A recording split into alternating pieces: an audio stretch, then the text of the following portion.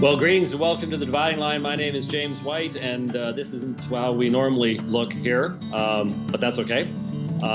We are live from the heart of Oklahoma. Well, okay, maybe not so much, but looks like we've got a fairly decent connection. Hope it stays stable. Wanted to comment on some things that are going on. Sometimes when I travel, once I get back, there's so many pressing things to comment on. Stuff gets left behind, and I sort of feel left out, quite honestly. And in fact, one of the reasons later on we'll be looking at a clip of a Steven Anderson thing is because Jeff and the gang at Apologia Studios got to comment on some of the stuff he was saying. He went after Jeff at some. What is it? What is it with independent fundamentalist Baptists? Who started this strange, normally not very well done, painted background thing that you have to stand in front of? What is that? I don't. Is that the IFB regulative principle being applied or something, that you have to have some goofy painting behind you to be able to preach well or something? I mean, it's weird. But anyway, he was someplace other than his own place in Tempe, and actually said that I had moved to Tempe. I haven't, so I'm not sure what that's all about. But they got to respond to that even before I got to, so I sort of feel like I'm falling behind. So we're going to do a little something along those lines. But I will confess before everyone right now that I have no idea, honestly, who Lauren Daigle is.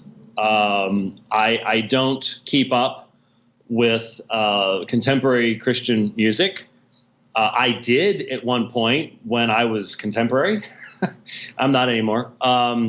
So I've never, maybe I've heard a song because, once in a while there's something else on. And so I have the local Family Life radio thing on, or, by the way, I worked for Family Life Radio back in 1985, 86, somewhere around there. And I remember very, very clearly, this was back when you spun vinyl records. You chose your music and you put records over here and you queued them up and then you spun the record. That's how long ago this was. But I remember very, very clearly posted on the wall was the criterion for what music you get to play.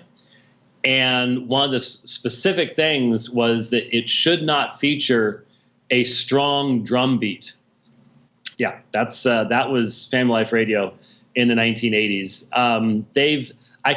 If that piece of paper still exists, they've put it in a frame and put it in a museum someplace, because that's not what you hear on FLR or on any of the other K-Love, whatever that network is, that stuff. Anyway, once in a blue moon, I'll tune over there. So maybe I've heard some of her songs. I just don't know who she is. And so maybe there's a reason why everyone is jumping up and down doing handstands, because she reflected the fact that she doesn't know much about the Bible, doesn't know much about Christian theology, doesn't have much of a solid foundation. But I'm sitting here going, did we expect that? I mean, honestly, you put these people up on a pedestal and then you put them on the road. And you let them travel for 40 weekends out of the year. They're not under regular teaching. They're not under regular preaching. I don't know what kind of a church she even goes to, if she goes to a church or is a member of a church or anything like that. Do we really expect them to have some level of theological education and understanding of things? A solid theology? They're singers. And you might sit there and go, oh, but her songs are so pretty. That doesn't mean that she's been theologically trained. And so I'm just like, really? People are calling in and they're doing special programs about the apostasy of this young lady and all the rest of this stuff. And I don't even know where she goes to church. What she said was your standard cultural Christian response when someone pushes back on homosexuality. And what it demonstrates is, sadly, this is how most Christians are thinking today. They recognize the huge cost in standing against the cultural trend. And if if you are not convinced that this is a key biblical issue, if you're not convinced that it's a Christian worldview issue, that it's an authority issue, that it's really a sin issue, that if you cannot define what sin is any longer, then you clearly cannot in any way, shape, or form present Jesus as the savior from sin when you don't have any concept of what sin is. And so it is an important issue. And so I suppose I can understand why people are like, oh, you need to understand.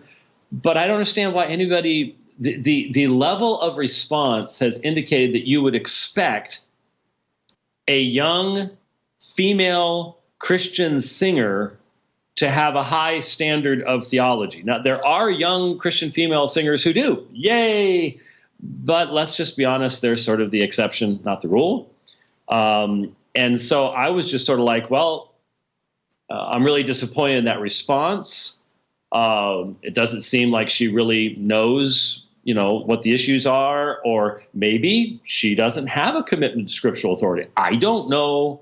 I just wondered why people responded so very strongly, unless at some point in the past she has made strong statements on the other side and now has abandoned them. But that's not what it sounded like. It sounded like, well, I don't know. I'm not God. I can't judge. You read the Bible for yourself, blah, blah, blah. That's your standard American westernized cop-out type thing that says, I don't want to get in the middle of this, and I don't want to, lose my recording contracts, I guess. It's a possibility. I don't know. But her response was clearly unbiblical, as would be the response of the vast majority of people. If you want to get upset with somebody, get upset with the people who are ministers, who are leading their entire churches to abandon minimally Jesus's authority as a moral teacher. I mean, you can't come up with Western sexual ethics from looking at what Jesus taught. That's just, So get upset with them. There's plenty of them out there. Like I said, trying to keep up with the books that are coming out today that promote this kind of perspective, pretty difficult to do. So I wanted to start off with that, and because I actually heard I was driving. I think it was actually when I was driving to Tupelo from Tulsa.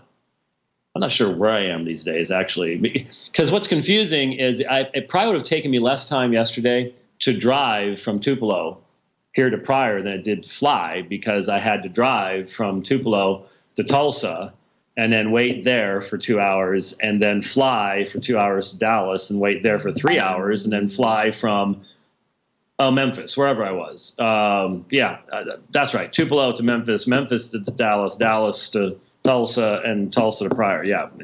Put it all together, I probably would have been faster to drive, but I wouldn't have got my miles. So there's that, I suppose.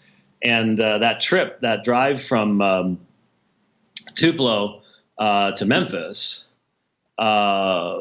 trucks everywhere. Man, I felt like this little, because FedEx trucks, there's a huge FedEx Central thing there at the airport, and they were all over the place in the dark.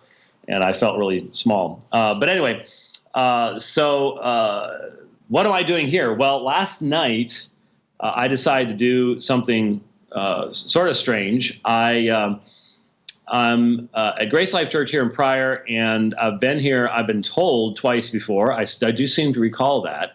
I'll be honest with you, I don't remember all the details of exactly how I got hooked into this first time.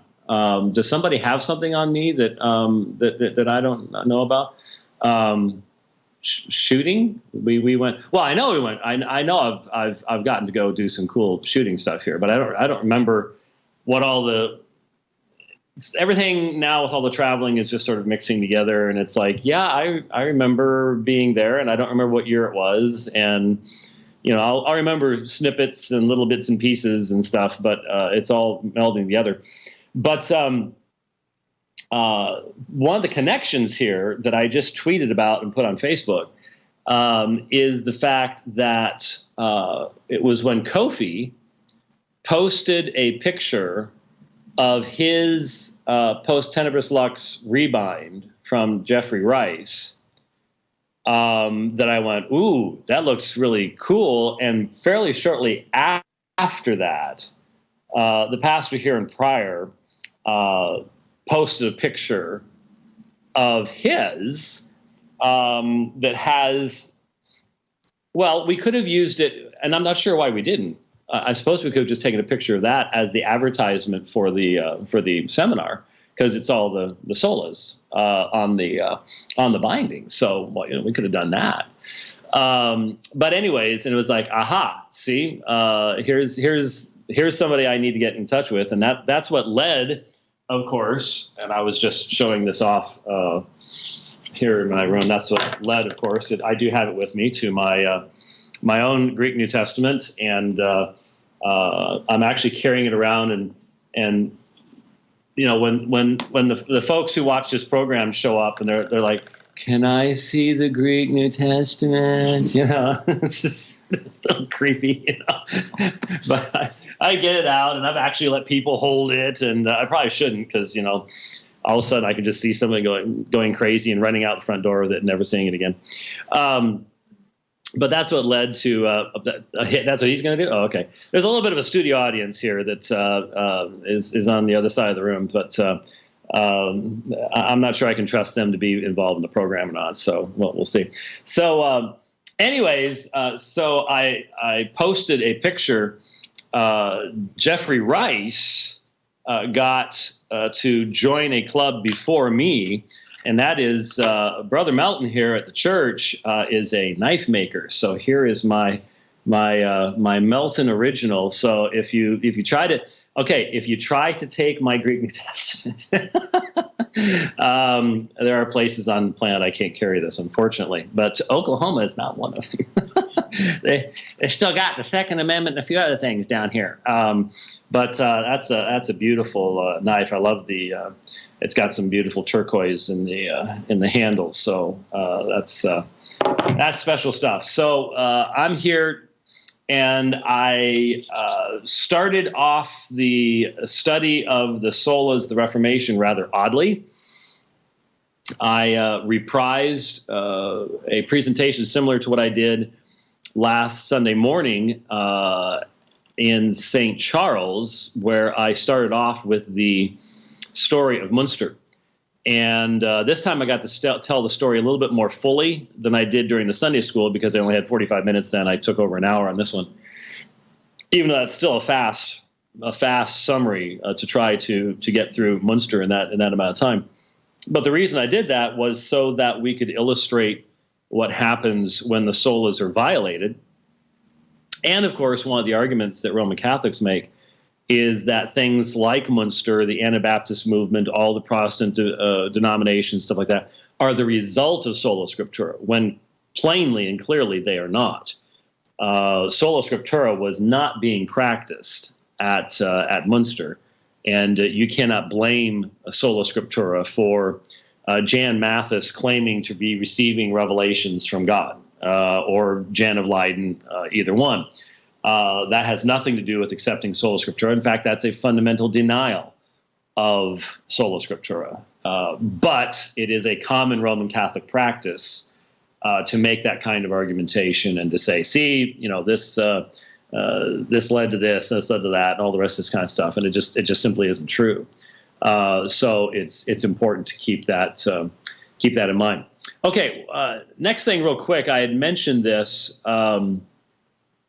when I was still in Phoenix.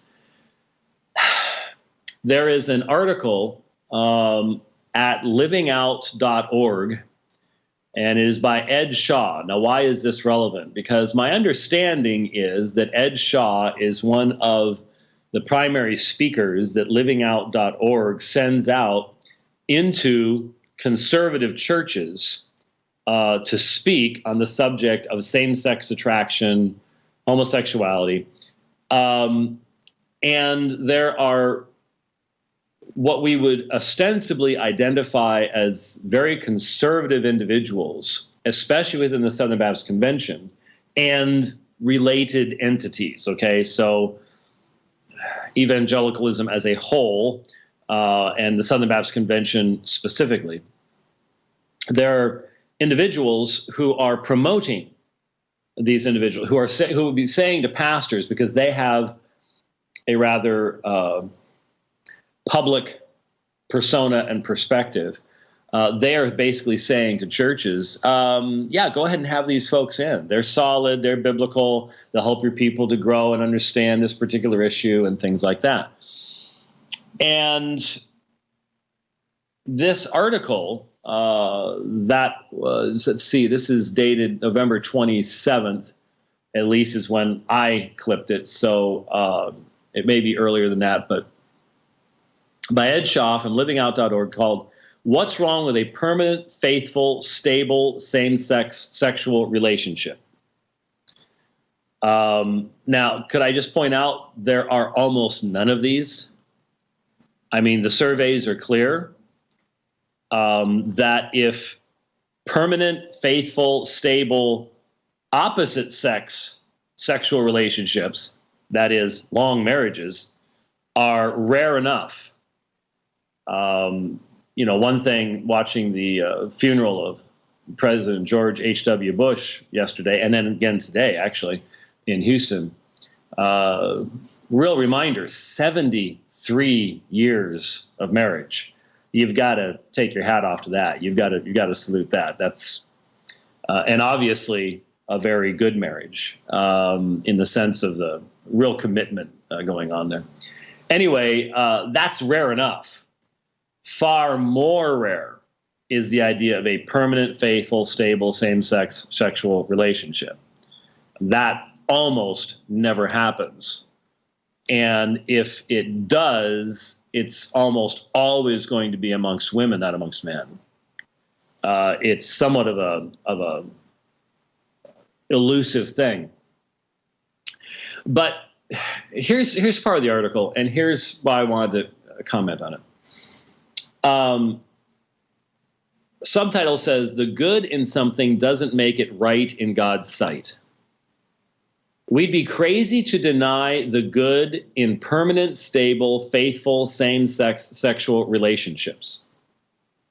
Read accounts of the gay community at the height of the AIDS epidemic, and you'll be moved to tears by the self-sacrificial love of couples who devotedly nursed both loved ones and complete strangers. We need to realize how much the gay community has to teach us about the meaning of the word community. Now, analyzing this from a Christian worldview, you immediately are sensing that the term good here is being used not as it would be derived from a Christian concept, but from a worldly concept. He says, Andrew Marin writes, "I have never met a more loving community in my life than the GLBT community. Obviously, there are exceptions in any community, but in general, I've found that GLBT people don't care if you're skinny, hairy, fat, pimpled, a millionaire, or dead broke. There is room for everyone. All they want is to give the same love to others as they want to receive themselves." I've certainly read this coming from those promoting that community, but obviously from a Christian worldview, you have to step back and go, wait a minute. The fundamental foundation of this community is selfish, self-centered, and does not lead to the flourishing and advancement of the individuals involved with it. How can you call this loving and good? These are good and loving here are being used in completely secular context, not in any biblical context at all. There's no differentiation being made. This is very troubling. It goes on to say, we certainly don't deny that there are real elements of beauty in the relationship of the nice gay couple next door. I do, and I will. Beauty is a biblically defined concept. There is beauty in a 73-year-long marriage of a man and a woman. I will deny that there's beauty in a 73-year-long relationship between a man and a man because of what it has resulted in the diminishment of both. So I'm not going to give in to this mantra being now promoted within conservative churches. Well, that's a beautiful thing. Hold on a second. It goes on to say, their commitment and love And again, I define commitment and love on biblical foundations, not on secular foundations. Their commitment and love are part of God's common grace to humanity. So the relationship and the long lastingness of it is part of common grace. Could this be transferred to any other aberrant, unnatural, disordered sexual relationship? Take out homosexual and put pederastic in here. Does that fit? Hopefully you go, no. Okay, why? Where's the difference? What's the issue here? The happiness your niece is enjoying is a good that God has created for us to enjoy. Her happiness is real. I guess there was a question up above, I'm sorry, that I forgot to grab, that someone had asked that specifically mentioned that would give some type of a context to it. But anyway, the happiness your niece is enjoying is a good that God has created for us to enjoy. You're telling me that a person who enjoys a disordered relationship and receives joy from that, this is a good that God created for us to enjoy? No, by the very act and orientation, they are shutting themselves off from the good that God intended for us to enjoy. And then it says, her happiness is real. This is at livingout.org. This is one of the speakers that goes out into churches, conservative churches, and is presenting this. Could anyone imagine this 5 years ago, 10 years ago, 15 years ago? I can't. Now, goes on to say, but crucially, the good in something doesn't make other aspects of it right in God's sight. Well, it's true as far as it goes. I just dispute the good part. All human beings are capable of doing things that are good, if never completely so. I'm sensing a less than thoroughly biblical anthropology here. But these echoes of our original perfection do not make us right in God's sight. Jesus' death is required for God to declare that so. In other words, the imputed righteousness of Christ. Similarly, the many good things we might see or experience in a permanent, faithful, stable, same-sex sexual relationship, when you have to come up with something that's an entire sentence long to describe it, it probably doesn't exist. But this is something that's very, very common today, is from the other perspective, what you do is you create this image of this committed, monogamous, homosexual relationship. Now it's gotten expanded even beyond that. But this committed, not homogenous, committed monogamous, with an M, not an H, committed monogamous homosexual relationship, which almost never exists or happens. It is by far the minority 0.1% type thing. And you use that to then normalize the 99.9. Nothing new about this. This is pretty standard.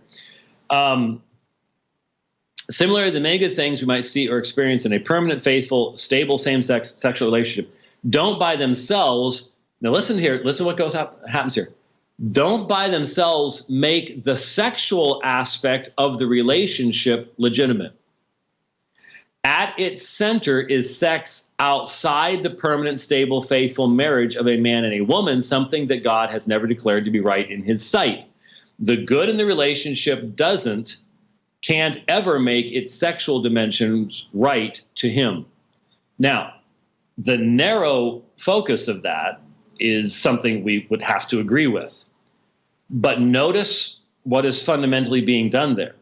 A division is being made between all the rest of the external good stuff, and the only thing that's really wrong is the sex act.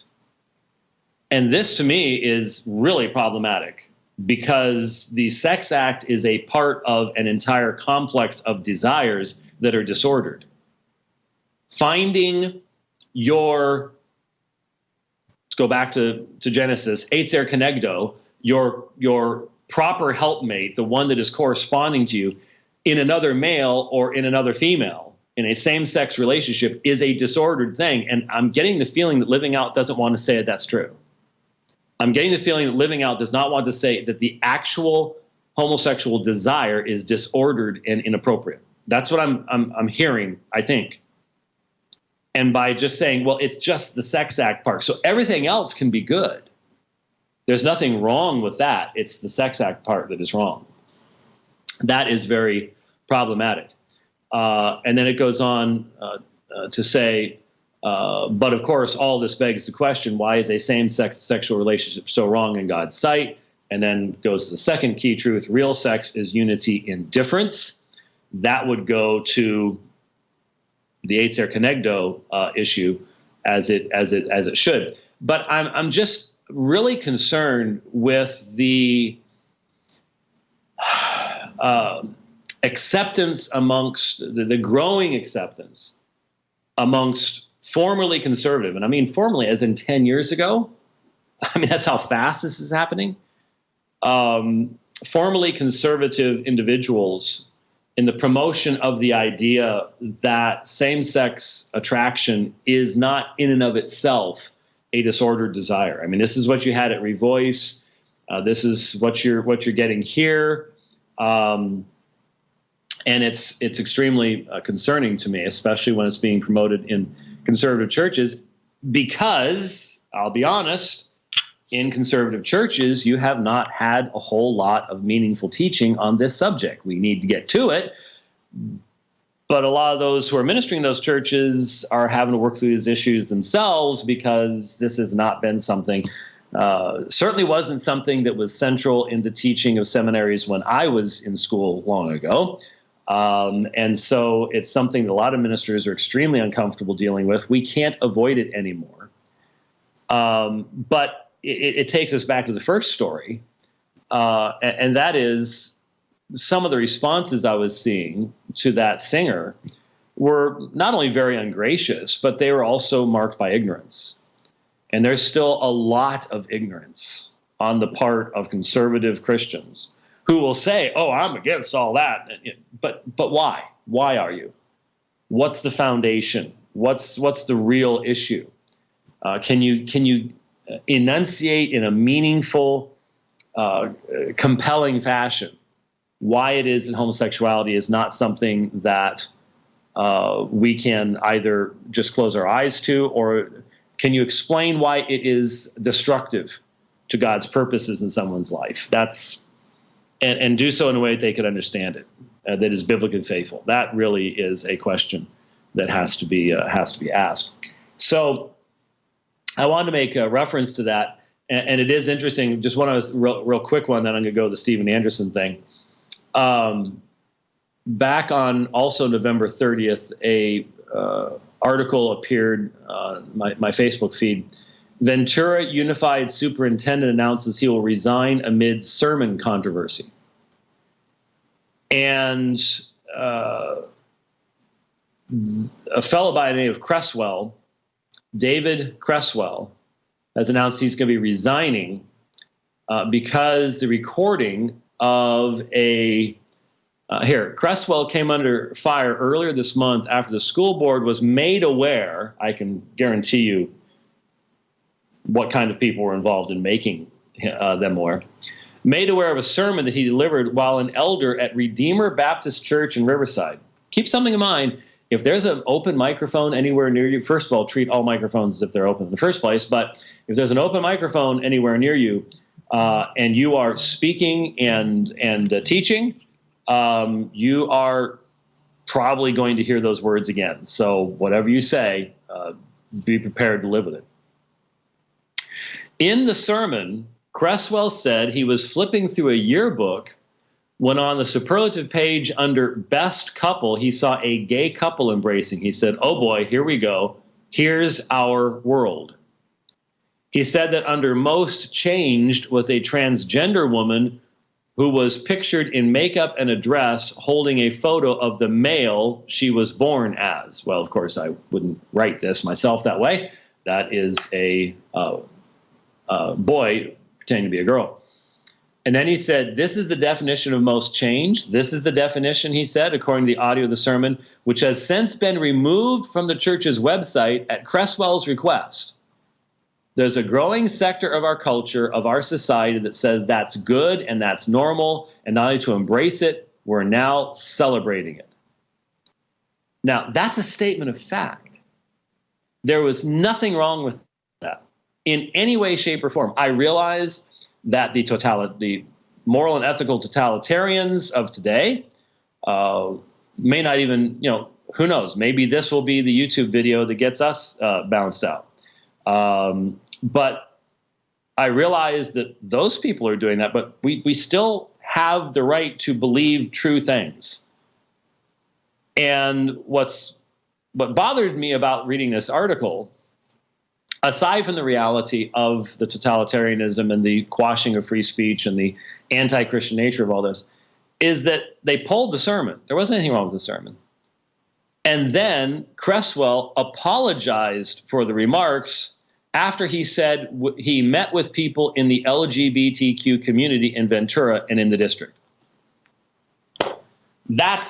That was like, well, look, I understand the pressure undoubtedly that would have been put upon him, but apologize for speaking the truth? There wasn't that. I mean, I've heard things that Christians have said. I fully get why they apologized, because they didn't have the right attitudes. They weren't saying the right things. But it is a perfectly fair observation to point out where our society is going on the basis of this kind of thing. And to apologize for it and then resign seems really backwards to me. But that is what is going on. All three of the opening stories there, common threads that we're dealing with every day. It's just the way things are. Okay. It makes me chuckle, to be honest with you, every time someone comes up to me and says, "Hey, I really enjoyed your debate with Steven Anderson." See, I just chuckled, so I was telling the truth.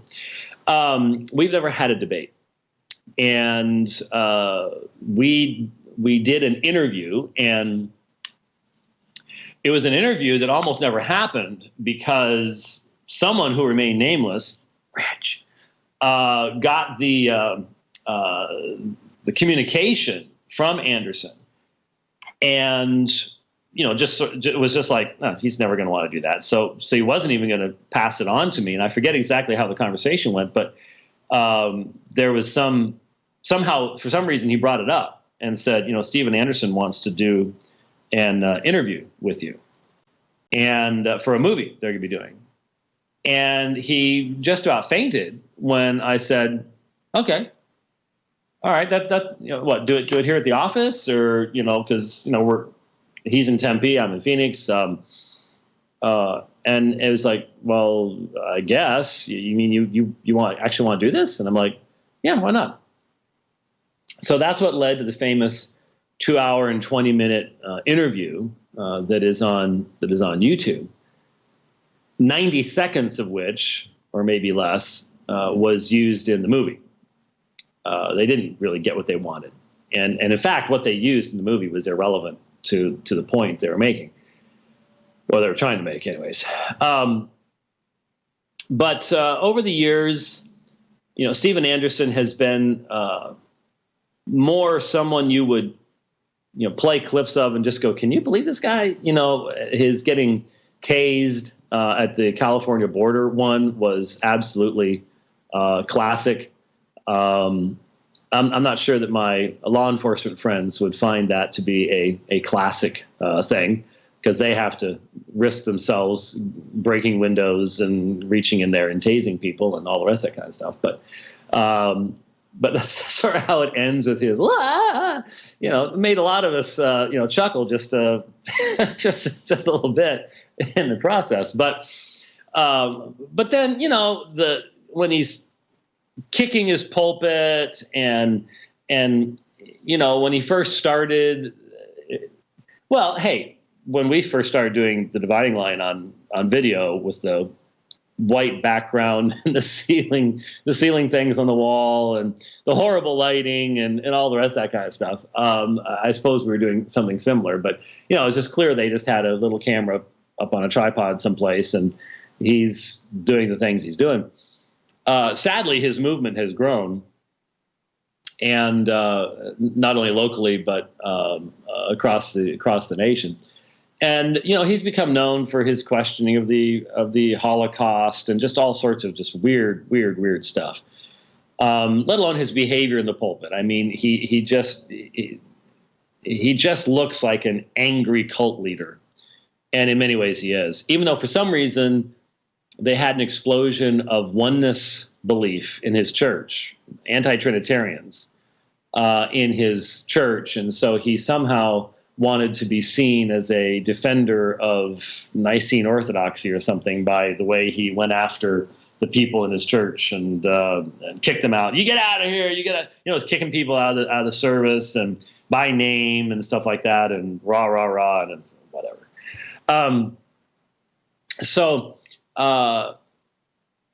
Anderson is Stephen Anderson. He's not a stupid man.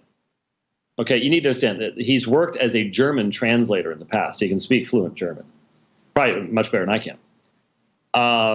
So he's not a stupid man.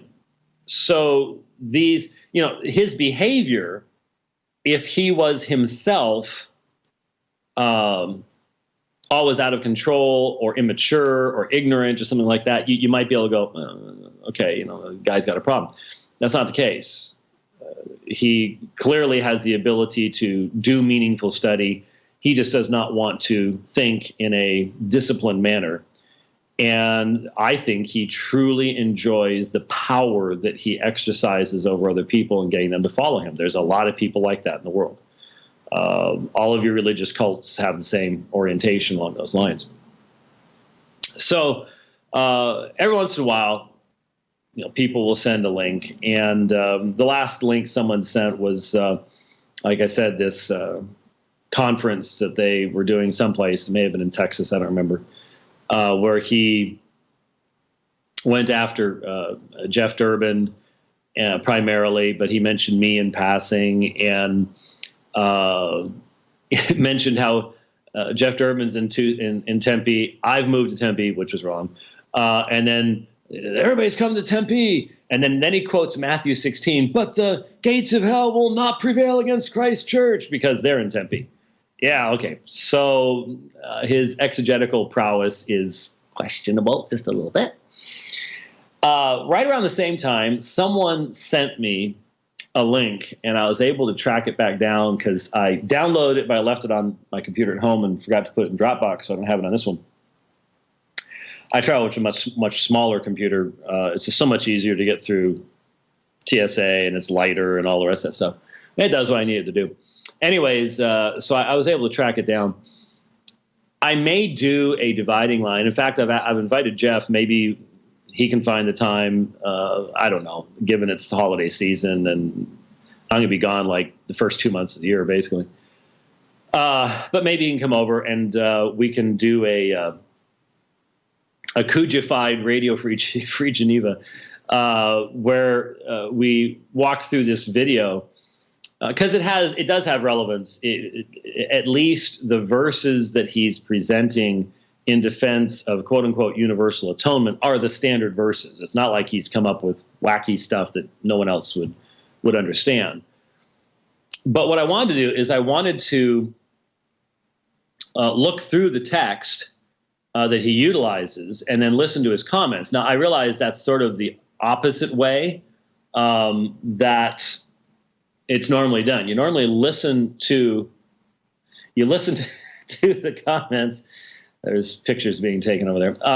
You listen to the comments and you go to the text and rebut it. I like walking through the text first so that when you then hear the comments, you can immediately see where the issues are and where the problems are. And it is one of the key texts. Oh, and by the way, December 17th is a week from Monday. And I think it's a week from Monday. Yeah. Yes, no, maybe. Well, I do have a phone in my hand. And it does have this little cool thing. Yes, it's a week from Monday. And it's a major day in history because it happens to be my birthday, which doesn't really mean anything at all. Actually, all I know is when I was born in Minneapolis on December 17th, it was frigid cold with lots of snow. Not overly surprising for Minneapolis this time of year. Anyways, on December 17th, there is going to be a debate, an online debate between Michael Brown and Sonny Hernandez on limited atonement. I only found out about this last night. I saw something in my feed. I don't know if Micah posted it or who posted it.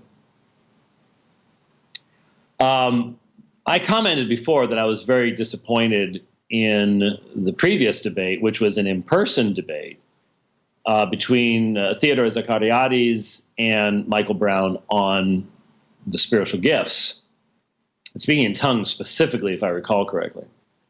Mainly because Theodore's opening statement was almost incoherent. No one, even on his side, we're all sitting there going, "What? What are you talking about? What was that?" And didn't really get to most of the standard argumentation that a biblical cessationist would use until the cross-examination, and that's too late. Once you get to cross X, you cannot be establishing meaningful parameters in a debate. If you don't get to your point until then, you blew it. So it wasn't useful. I did not find it to be a useful debate in any way. But you know that Theodore and Sonny do that. Well, at least last I knew, do this thing together. They call themselves Dortian Calvinists, and so Arminians are their primary mission field. Not Arminians as Christians, but Arminians who need to get saved and become Dortian Calvinists.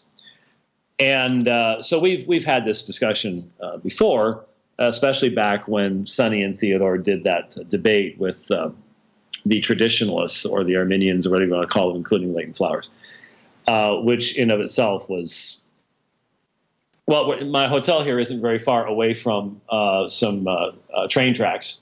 And so if we had two trains coming full speed and they just crashed right out there, pretty much similar to what that debate was all about on a theological level. Anyway, I don't want to prejudge. My concern, obviously, is going to be the level of self-restraint that Sonny Hernandez can manage to muster up, because Michael knows how to use that, just as I do. When the other side starts getting all riled up, you've won. That's just all there is to it. And so I'm not going to get to listen that day. I'm going to be traveling that day, but listen live. But I will definitely be listening quickly. And I've already mentioned to Michael, I said, depending on how it goes, maybe we could do something on this, because I think it's a very important issue. I hope, honestly, that Sonny Hernandez will present what needs to be presented. And from my perspective, the key issue that needs to be presented in the issue of the extent of the atonement, the intention of the atonement, is the Trinity. When was the last time you heard that emphasized? Well, if you read John Owen and go back then, you will see it. It's foundational.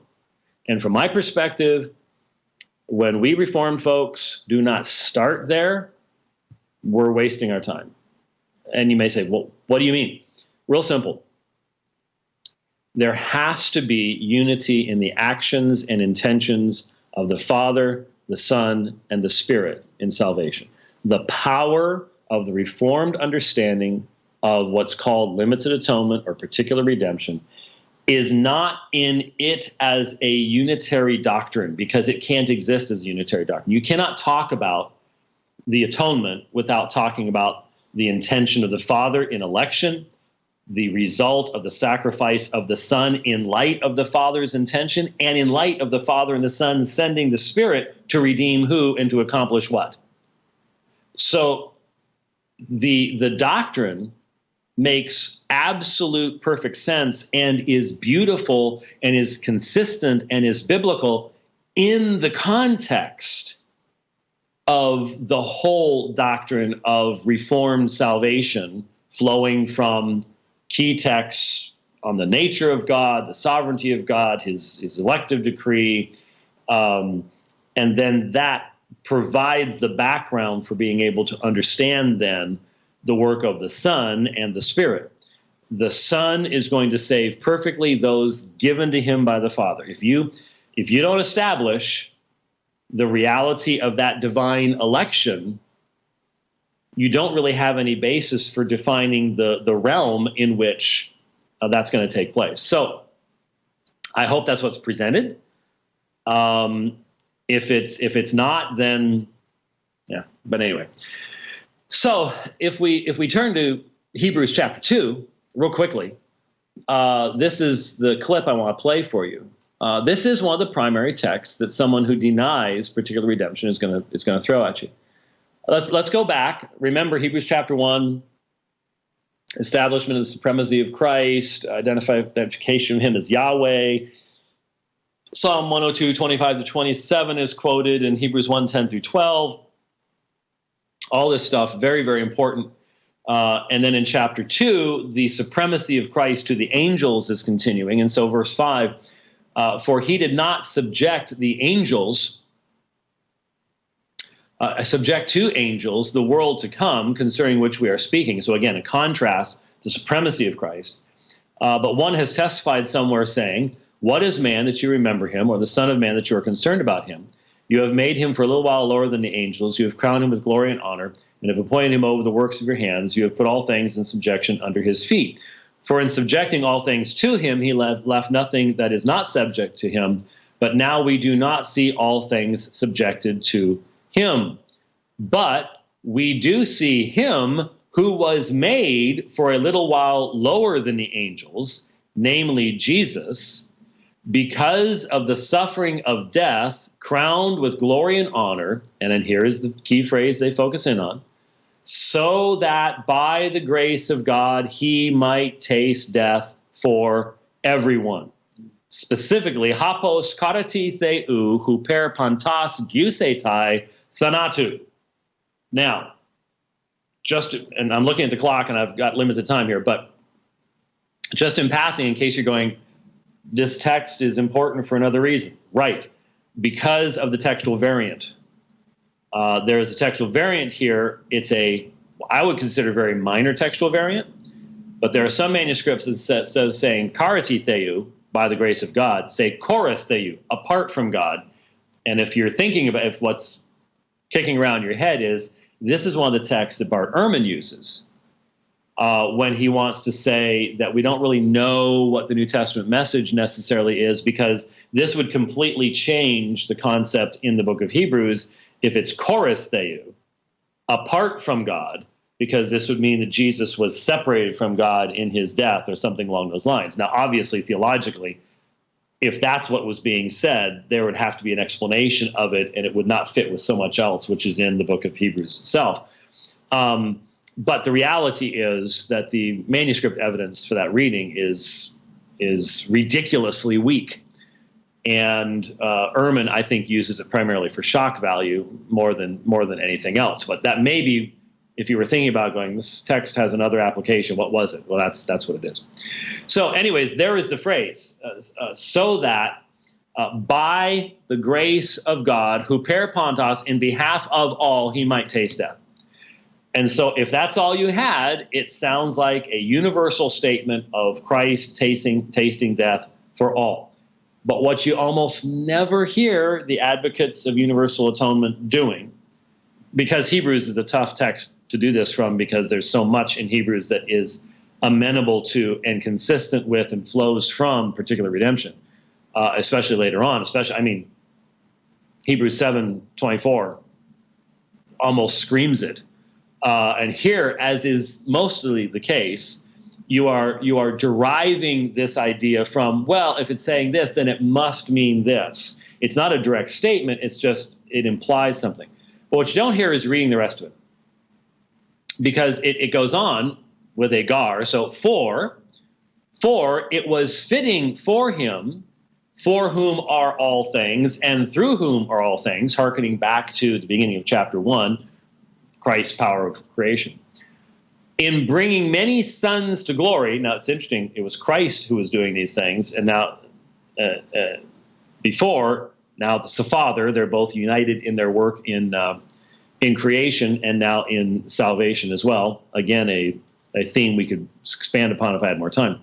For it was fitting for him, for whom are all things and through whom are all things, in bringing many sons to glory, to perfect the author of their salvation through sufferings. Now, you stop immediately. Who is being brought to glory? There is a specific people who have an author of their salvation, not just someone who makes it possible. Because when you look at the term that is used, archegon, leader, head, source, origin.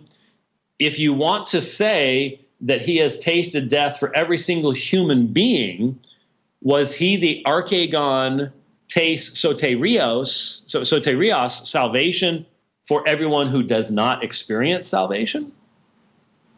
There is a specific people here, and they are called in bringing many sons to glory. Many sons. Same terminology you'll find found, for example, in Isaiah 53, the many who are justified by the sacrifice of the servant of Yahweh in Isaiah 53. So you have a specific group of people, many sons to glory. He is the author of their salvation, and he authors that salvation through sufferings. So we're still talking about the cross. We're still talking about redemption, the tasting of death. For both he who sanctifies and those who are sanctified are all from one Father, for which reason he is not ashamed to call them brethren. Does Jesus call brethren his enemies? Those who will be for eternity in opposition to who he is, even when they've had to bow the knee to admit that he is Lord, not in a salvific fashion, Philippians chapter 2. Will they be called his brethren there? The only way to try to fit a universalistic reading of Hebrews 2:9 in with 2:10 and 11 and then 12, which we'll look at in a moment, the only way to do it, folks, and see, I never see these folks dealing with this perspective, so they don't seem to feel the weight of this problem, is to become a universalist. And that's where many people have gone. I mean, you can come up with a universalistic reading of this, but Stephen Anderson is not a universalist. The vast majority of the people quoting Hebrews 2:9 against particular redemption are not universalists. But neither do they seek to consistently read their understanding from verse 9 into the explanation that comes afterwards. So we have people who are being sanctified. Take that to Hebrews chapter 10, see who that is. It's pretty clear. For he who sanctifies knows who are being sanctified are all from one Father, for which reason he is not ashamed to call them brethren. So whoever the everyone is in verse 9 is his brethren, sons to glory, and he is the author of their salvation in verses 10 and 11, saying, I will proclaim your name to my brethren in the midst of the congregation. I will sing your praise. Wait a minute. Brethren is here paralleled in Hebrew parallelism because it's a quotation from the Old Testament. To whom? The congregation. And again, I will put my trust in him. And again, behold, I and the children whom God has given me. Therefore, since the children share in flesh and blood, he himself likewise also partook of the same, that through death he might render powerless him who had the power of death, that is the devil, and might free those who through fear of death were subject to slavery all their lives. The only way you can read this is one of two ways. Either 2:9, when it says for everyone, is using the term everyone in the same way as Revelation chapter 5 and so many other places, men from every tribe, tongue, people, and nation. And that therefore you have the congregation, the brethren, the sons that are brought to glory, the people who are sanctified, which is consistent with the rest of Hebrews, because that same term sanctification is to be used for those who draw nigh unto God by him, and he saves them completely. Or the only other consistent interpretation is this is universalism, so that he tastes death for everyone, everyone's in the congregation, everyone's the son that's going to be brought into glory. Everyone is going to be sanctified, either now or in a post-mortem state or whatever kind of universalistic interpretation you end up coming up with. The perspective expressed by Arminians, they stop at 2:9. They don't even pretend to then read their understanding through verses 10 and following. They just disconnect all of it. May I prove my point? Okay. I'm not going to try to, we've survived so far just doing this. I'm just going to play it for you. You can look it up on YouTube. I found it. Just put in Steven Anderson Limited Atonement. It's one of the first ones that comes up. Just grab it and you can watch it if you want. I'll just play the audio and see if this isn't exactly how it works. Where did Ivy turn? Hebrews 2? Look at verse 9. Since all doesn't really mean all, let's see if every really means every.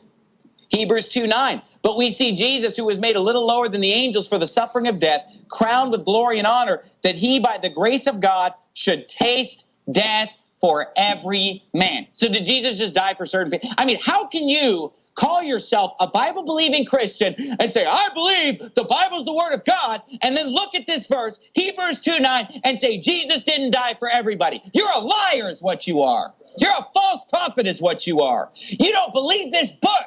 You believe in lies written by man. Whether that man's named John Calvin or whatever his name is, you are believing in lies and heresy. Let me tell you something. Jesus Christ tasted death for every man. I believe it. Do you believe it? So there you go. Now, what did you get there?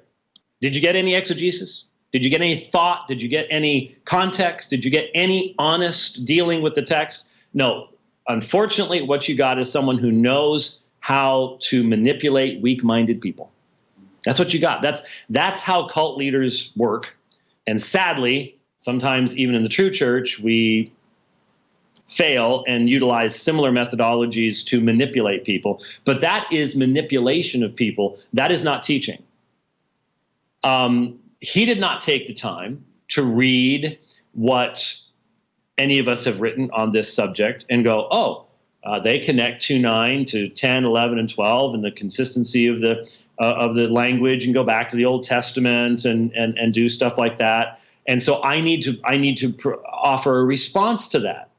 No, you read it and then you insult people and you get people amening and you get their emotions going and you've accomplished your purpose. That's all there is to it. That is manipulation. And of course, the best thing to do when you're acting as a false teacher and we're acting as a false prophet is to accuse everyone else of being a false teacher and a false prophet so as to hide your own activities in that way. And that's what Steven Anderson does. It's not difficult to respond to this stuff, but the fact of the matter is truly handling the text of Scripture takes time, and it requires you to lay aside the emotional aspect so as to establish the foundations first. And then you can get as emotional as you want about the beautiful truth that results, but you can't reverse the order. And that's what's going on with someone like a Steven Anderson. So there you go. There's a whole lot more in that video that we would be able to provide responses to. But it's very, very plain that in this subject, one side approaches the text seeking consistency and depth. The other side has a list of verses and then rattles them off and then tries to get people to emote. That's really what this issue is all about. So there you go. So anyway, thanks for joining us on the program today. Lord willing, be back next week to somewhat of a sort of regular schedule, kind of, maybe. I'm glad this one seemed to work out all right. At least I hope it seemed to work out all right, because I'm going to be doing a lot of traveling over the next period of time, and I like doing this. I don't have any cool swords in the back. Here. There's sort of a sword in the back. It's not as long as my much sharper than my claymore, but I don't think I'd do too well against somebody with a claymore with this. Wouldn't matter how sharp it was, one way or the other. But not quite the same as the studio. But hopefully the content is pretty much the same whether I'm here or in Phoenix. So my thanks to Rich Pierce for setting this all up so we could do it. And Lord willing, we'll see you next week here on the Dividing Line. God bless.